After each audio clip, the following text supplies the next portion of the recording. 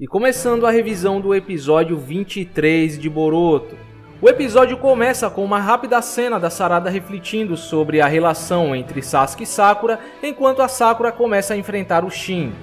Teve algo que me incomodou muito aqui. Pode até parecer um detalhe pequeno, mas no mangá a Sakura dá a entender que deixou o Shin se recuperar porque o Sasuke estava investigando quem ele era e o que ele estava fazendo. Já no anime, ela não deu qualquer motivo, ficou ali parada escutando o plano dele porque sim. Mais uma vez cortaram um diálogo importante que contextualizava as ações da personagem. Bom, continuando, logo após temos uma cena inédita que não existe no mangá, com Sasuke, Naruto e companhia chegando ao esconderijo do Shin e sendo atacados por vários clones. O que deixou o Naruto ocupado por um tempo, já que ele queria imobilizar os clones sem machucá-los, enquanto Sarada e Sasuke seguem em frente. Em seguida vemos que a luta da Sakura vs Shin foi prolongada e que sequência de ação foda. Devo confessar que estava meio com o pé atrás pelo diretor de animação ser Masayuki Koda.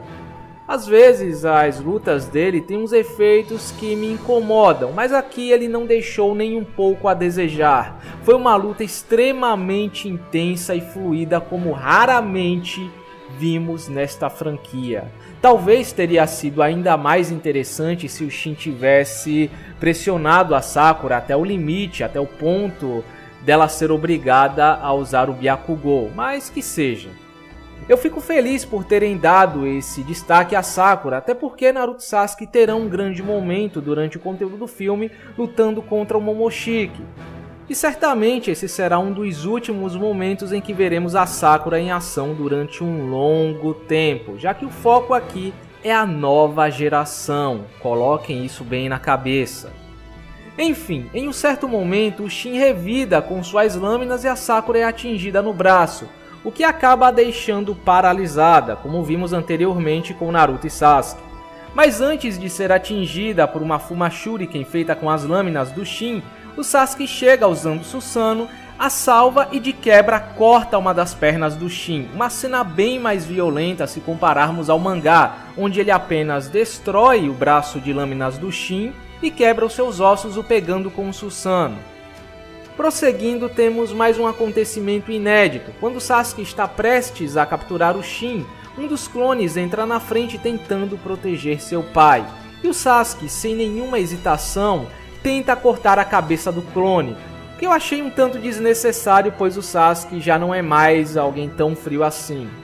Porém, antes mesmo da Kusanagi acertar o pescoço do clone, ele é surpreendido mais uma vez pelo Shinpai, que usou essa brecha para acertar o Sasuke com suas lâminas, atravessando o corpo do clone, deixando o Sasuke mais uma vez paralisado e sem reação. Apesar dessa cena não acontecer no mangá, onde o Sasuke simplesmente derrota o Shin com um hit do Susanoo, ela não foi forçada ou incoerente, como algumas pessoas estão tentando dizer por aí. Nem mesmo o Sharingan dele ajudaria nesse momento, pois ele prevê movimentos lendo o chakra do inimigo, e tinha um clone obstruindo sua visão do Shin nesse momento. Não é porque o Sasuke é o seu personagem preferido que ele tem que ser indestrutível, que a lâmina vai ricochetear na pele dele porque ele é mais forte que o Shin, pronto. Ele não é imune a elemento surpresa. Enfim, o Shinpai começa mais uma vez a cantar vitória antes da hora e acaba sendo surpreendido pela tática do Sasuke, que troca de lugar com a Sakura usando o Amenotei de cara, dando a chance para que ela acabe com ele de uma vez. Aí talvez alguns de vocês se perguntem, por que ele não usa as outras habilidades de seu Rinnegan? Mas eu acho que a questão aqui é, ele é capaz de usar essas outras habilidades? Ou mesmo, o Rinnegan dele pode ser considerado um Rinnegan mesmo, pois ele é classificado como o Rinnegan Supremo, e tem Tomoes como o Rinne Sharingan da Kaguya. Me parece que cada Rinnegan tem habilidades únicas e talvez algumas em comum, não muito diferente do Mangekyou Sharingan. O Momoshiki, por exemplo, tem uma habilidade completamente diferente. Há quem diga que as habilidades precisam ser aprendidas pelo usuário. o que também é uma possibilidade, visto que o Nagato não aparentava ter todas as habilidades dos 6 caminhos quando foi encurralado pelo Hanzo, mas isso é outra história. Uma coisa que podemos observar é que a Sakura não cura o seu braço e aparentemente está exausta, chegando ao ponto de desmaiar depois de dar um soco no Shin, o que eu achei um tanto estranho. Talvez indique que essa habilidade de paralisia do Shin afete o chakra de forma semelhante aos receptores de chakra usados pelo Pain e Madara, ou tenha um efeito mais agressivo dependendo da pessoa. Bom, a partir daqui tudo segue de forma quase idêntica ao mangá, tirando alguns pequenos detalhes e diálogos. O Shin tenta fugir, mas acaba sendo empalado, traído por seus clones, para ser mais exato, pela sua própria ideologia. Eles estavam apenas fazendo o que lhes foi ensinado pelo Shinpai, sendo puramente lógicos e pragmáticos, descartando o original por considerá-lo fraco e desnecessário, ao ponto deles mesmos terem criado seus próprios clones. A evolução que o Shin tanto queria acabou se voltando contra ele. Em resumo, o Shinpai tenta fugir e levar a Sakura mais uma vez, enquanto Naruto e Sasuke enfrentam os clones, usando aquela criaturazinha, que aparenta ser a principal responsável pelo ninjutsu de tempo e espaço, mas é impedido pela Sarada, que esmaga a criatura com um Kongoken, em uma cena ligeiramente diferente do mangá, onde na verdade ela teria dado Kongoken no chão, afastando todos os Shins próximos a eles, enquanto a criaturazinha foi morta de forma bem simples. Pessoalmente, eu ainda tenho meus problemas com a falta de um pequeno destaque no passado do Shin. Afinal, em que momento ele chegou à conclusão de que a humanidade estaria condenada se não evoluísse, se não progredisse? Qual a origem dessa obsessão? O que fez ele achar que de alguma forma estava realizando os desejos do Itachi? Eu acredito que um foco maior no personagem, sobre o passado do personagem, deixaria a derrota dele, sendo traído por sua própria ideologia, tendo um impacto e um significado muito maior.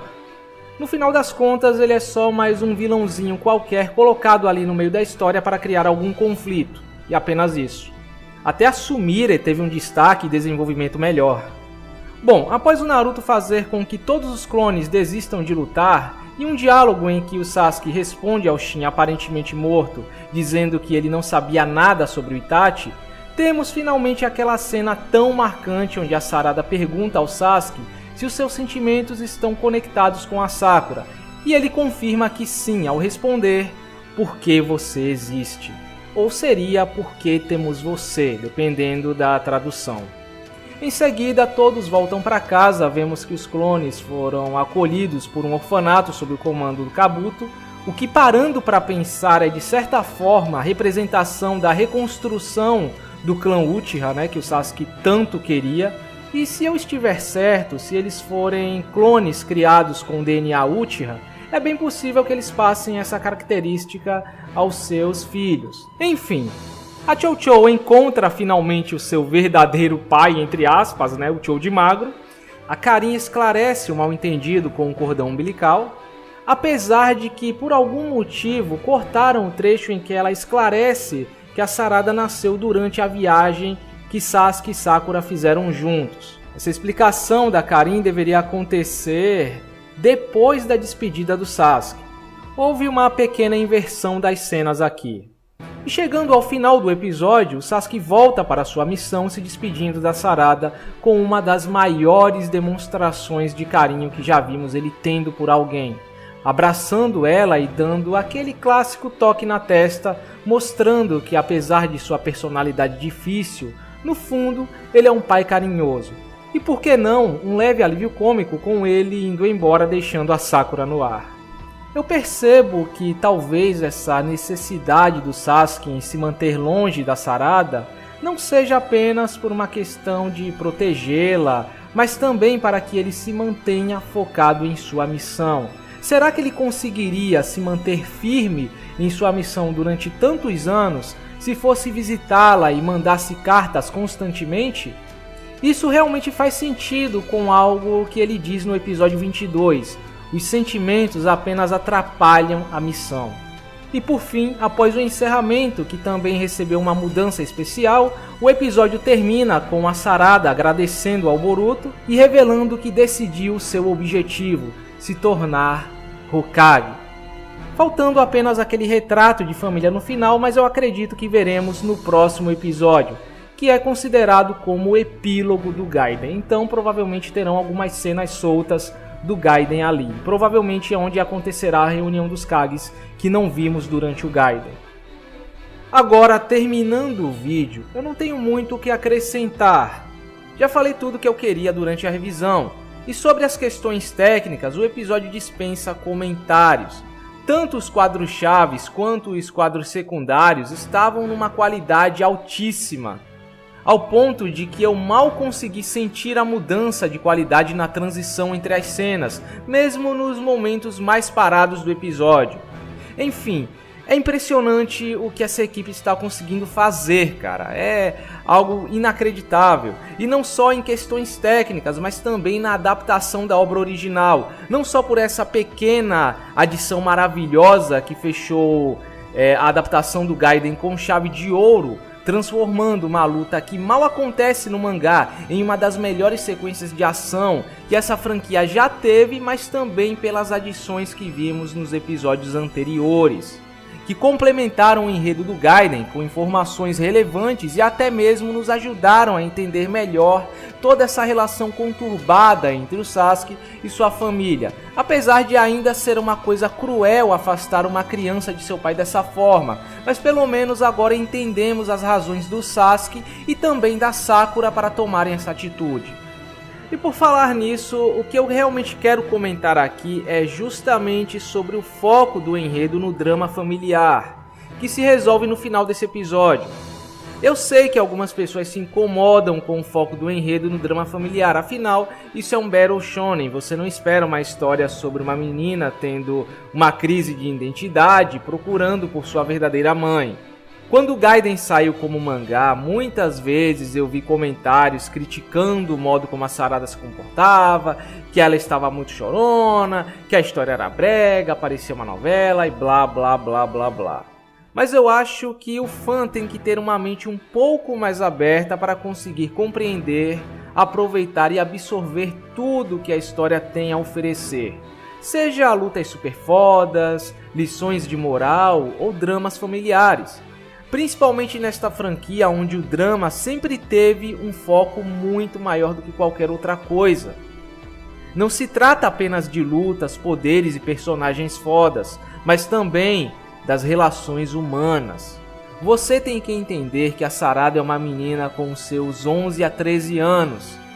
É de se esperar que ela tenha reações intensas, se desesperando e chorando ao se desiludir com tudo que ela enxergava como sua família.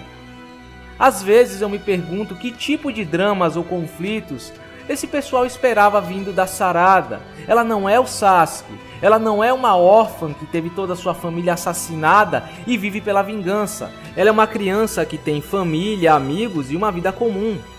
O drama tem que ser condizente com a realidade atual do mundo e dos personagens. A era do Boruto foi construída da paz que a geração do Naruto criou, portanto é difícil para que toda essa nova geração entenda o ponto de vista da antiga geração que cresceu num ambiente bem mais hostil. Os novos personagens lidam principalmente com problemas de primeiro mundo, porque essa é a realidade deles.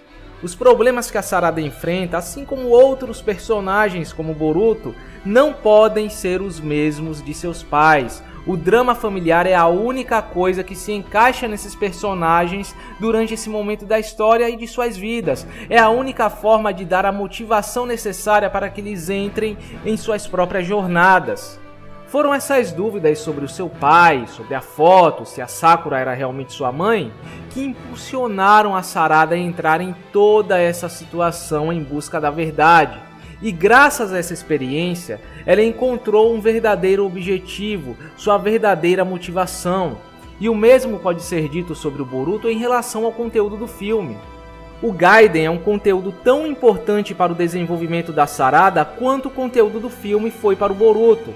que conta sobre uma pequena jornada de descoberta pessoal que, além de passar aos espectadores uma mensagem bonita e entrar em algumas questões filosóficas com toda a discussão entre Sakura e Shin, foi onde a Sarada mostrou seu Sharingan pela primeira vez, finalmente encontrou seu pai depois de tanto tempo, aprendeu sobre os verdadeiros laços que unem uma família e principalmente descobriu o significado de ser um ninja. O que um ninja representa de verdade, conseguindo um objetivo no final da sua jornada, sendo inspirada pelas palavras e ações do Naruto. Enfim, o sonho da Sarada de se tornar Hokage começa aqui. Mas apesar de todos esses méritos, eu devo dizer uma coisa: o Gaiden é uma história que funciona muito melhor quando é acompanhada enquanto está sendo lançada pela primeira vez, por se sustentar muito em cima das dúvidas e mistérios envolvendo quem realmente era a mãe da Sarada e o Shin. Quando você já conhece o Gaiden, já sabe o que vai acontecer, ele perde 90% de seu impacto. Eu diria que a comoção criada pelo Gaiden na época em que ele saiu como mangá foi mais interessante do que o próprio Gaiden. Até parece que o Kishi criou o Gaiden com a intenção de criar discussão no fandom. Ele criou o Gaiden em cima daquela discussão se a Sarada seria ou não filha da Karin por causa dos óculos, né? Nos fóruns você via dezenas de tópicos discutindo sobre quem era a mãe da Sarada, se seria a Karin ou a Sakura. Particularmente na época eu defendia a possibilidade de ser a Karin, por considerar que a mensagem sobre o vínculo familiar estar além dos laços sanguíneos teria um significado muito maior se esse fosse o caso, e também várias teorias sobre o Shin, se ele seria o Shisui, por que ele estaria buscando vingança pelo Sasuke por ter matado o Itachi, e por aí vai. Era muito legal, cara. O Gaiden foi um momento inesquecível no fandom na época em que ele foi lançado. Mas enfim, não tirando seus méritos e sua importância para a Sarada, no final das contas o Gaiden é uma historinha simples, que não vai a lugar nenhum, duvido muito que essa história tenha alguma relevância no futuro, e com um vilão completamente esquecível, apesar de ter seus pontos interessantes, funcionando muito mais como uma forma de apresentar a Sarada do que qualquer outra coisa. Afinal, Gaiden foi originalmente criado para ser um prólogo do filme. Bom, então é isso, meus amigos, eu fico por aqui, eu espero que vocês tenham gostado da revisão e nos vemos no próximo vídeo.